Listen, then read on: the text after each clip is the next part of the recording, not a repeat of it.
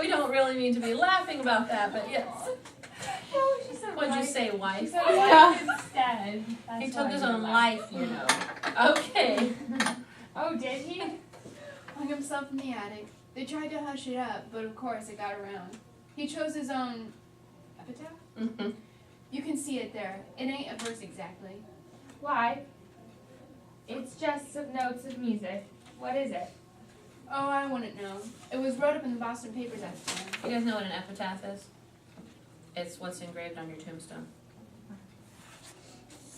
Joe, what did she die of? Who? My cousin. Oh, didn't you know? Had some trouble bringing a baby into the world. 'Twas her second, though. There's a little boy about 4 years old. Do you know who they're talking about? Mm-hmm. Who?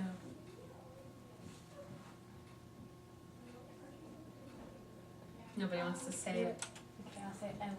Yeah. You died. You Yeah. die giving birth. Sorry, my dear. Oh, she's Okay. sad. Okay, go ahead. Opening his umbrella. The grave's going to be over there. Yes, there ain't much more room over there, here among the Gibsons. So they're opening up a whole new Gibbs section over by Avenue B. You'll excuse me now. I see they're coming. From left to center, at the back of the stage, comes a procession. 4 men carry a casket invisible to us. All the rest are under umbrellas. One can vaguely see Dr. Gibbs, George, the Webbs, etc. They gather about a grave in the back center of the stage, a little to the left of center. Who is it, Julia? Without raising her eyes. You realize those two ladies are dead. Mm-hmm. Okay. So was Simon Simpson when he was talking. Yeah, and they're talking among themselves. Mhm. Okay, go ahead. My daughter-in-law, Emily Webb. A little surprised, but no emotion. Well, I declare, the road up here must have been awful muddy. What did she die of, Julia? In childbirth. Childbirth. Almost with a laugh. I'd forgotten all about that. My wasn't life awful With a sigh. and wonderful. With a sideways glance. Wasn't wonderful, was it? Simon, now remember. I remember Emily's wedding. Wasn't it a lovely wedding? And I remember her reading the classic poem at graduation exercises? Mhm. Is that- okay. Reading the class poem at graduation exercises. Emily was one of the brightest girls ever graduated from high school. I've heard Principal Wilkins say so time after time. I called on them at their farm just before I died. Perfectly beautiful farm.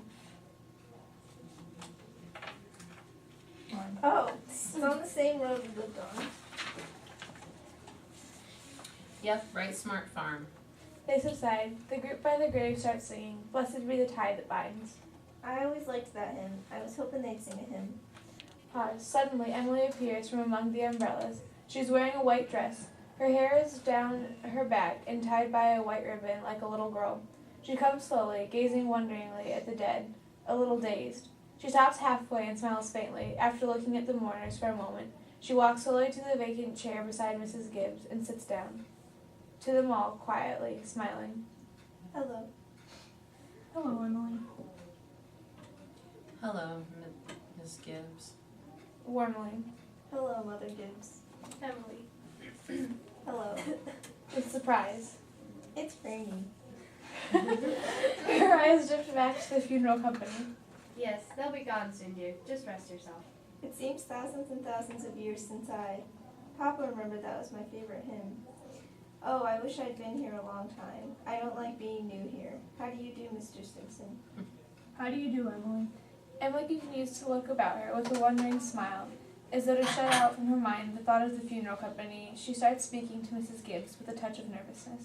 Mother Gibbs, George and I have made that farm into just the best place you ever saw.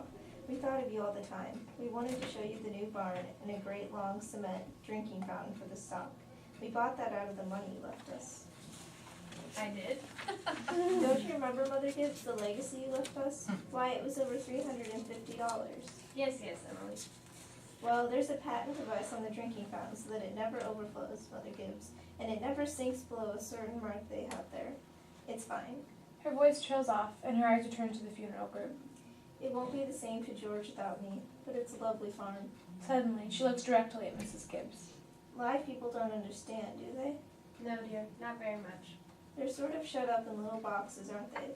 I feel as though I knew them last 1,000 years ago. My boy is spending the day at Mrs. Carter's. She sees Mrs. Carter among the dead. Oh, Mr. Carter, my little boy is spending the day at your house. Is he? Yes, he loves it there. Mother Gibbs, we have a Ford, too. Never gives any trouble. I don't drive, though, Mother Gibbs. When does this feeling go away? Of being one of them? How long does it... Shh, dear, just wait and be patient. With a sigh. I know. Look, they're finished. They're going. The umbrellas leave the stage. Dr. Gibbs has come over to his wife's grave and stands before it a moment. Emily looks up at his face. Mrs. Gibbs does not raise her eyes. Look, Father Gibbs is bringing some of my flowers to you. He looks just like George, doesn't he? Oh, Mother Gibbs, I never realized before how troubled and how in the dark live persons are. Look at him. I loved him so, from morning till night. That's all they are, troubled. Dr. Gibbs goes off. A little cooler than it was. Okay, we will stop there.